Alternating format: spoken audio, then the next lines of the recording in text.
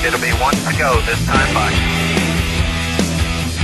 Coming to the green, buddy, coming to the green. Let's go get him.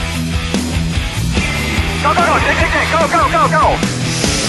Get your motor running. Head out on the highway. On everyone's level, not just my level, but it's the team's level. They've been on it. Let's go to Don, and we'll go to this gentleman right here. Go ahead. Denny, these are two questions. Number one, and this may have been asked. If it has, I apologize. The number one seed has only gone on to win the chase once. So it's always someone has come from the back. Does that kind of, like I said, if this has already been answered, just let me know. I don't know that. I mean, you can take, and I think Greg touched it on it a little bit, was that it's hard to put a season like Kyle's had for an entire season. We've seen it go half a season, three-quarters of a season, but it's hard to really keep that momentum. And I think that's maybe why you see guys that come from the back, or when I say come from the back, come from fifth, sixth position or something like that, to come up there and win the championship. Is that they're contenders all year long, maybe not winning all the races, but it goes in waves. There's guys that gets on hot streaks, and it's going to be tough for those guys are going in as the favorites, so they've got a lot to live up to. The most dangerous guys in the chase are not the guys that are 1, 2, 3. It's the rest of the guys. It's 4 through 12. Because they're going out there just to prove everyone wrong, going out there that knowing that they're fighting for attention, and hey, we're guys that can compete for a championship. You need to step up and look at us, and so they're a little bit more dangerous. I think, and Kyle or Carl or Jimmy, if they have a bad race or two, maybe they hit the panic button because they've got high expectations. They're supposed to be up front, and that's when you start making mistakes. So I think that's why you see guys, come from the mid to back of the chase. It's just that some people just get hot for 5, 6 races, and that's all it takes. Hey, go ahead. Don, you got a follow-up? And same thing I also asked Craig.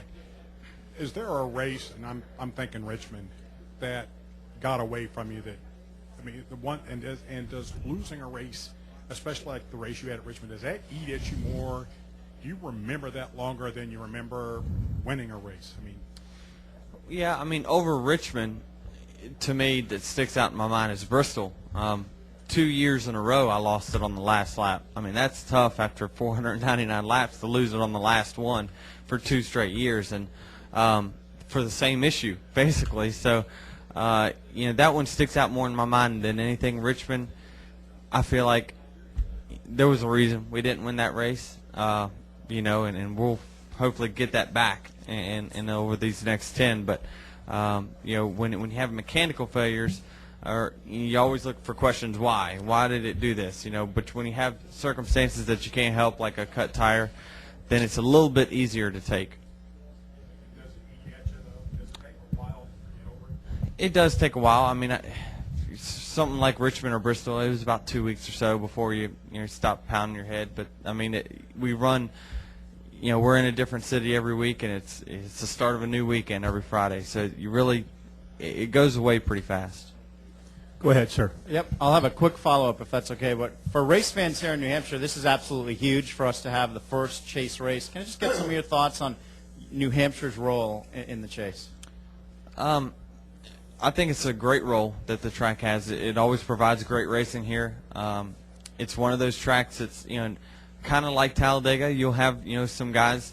I'm sure there'll be some chase guys that probably have some issues and whatnot. It's not just your normal mile-and-a-half racetrack where the guys get spread out and the cream always rises to the top, and you'll see the top 12 and the top 12 more than likely. But the short tracks just add a little bit different element. There's always a little bit more danger here, but we feel good because when we come here, the fans are always so excited. There's not many racetracks where on the first practice of the weekend, we have fans in the stands, and these fans always seem to show up and are very enthusiastic. So I like coming here simply for that reason. And there's a lot of rain in the forecast for today, maybe for some Sunday. How does that affect your rhythm and the game plan that you're bringing into the track this weekend? It really doesn't change much. We have to go through the motions just like it's not going to rain. We can't go out there and not do qualifying runs because we think it's going to rain in qualifying, because there's always an element that that could happen to where we do, and then you don't want to get stuck. So we treat the weekend no matter what the same. The only thing we're looking at is, if we set up our car today or tomorrow, we're looking at the weather differences for Sunday. So I know, if the track's going to get hot and slick on Sunday, I need to have my car a certain way during the cloudy conditions. So that's really the only change we do. Any other questions for Denny? Denny, thank you so much, and good luck this weekend. We appreciate it. That concludes our top 12 driver press conferences for right now. Tony Stewart and Kyle Busch will do theirs post-qualifying on pit road.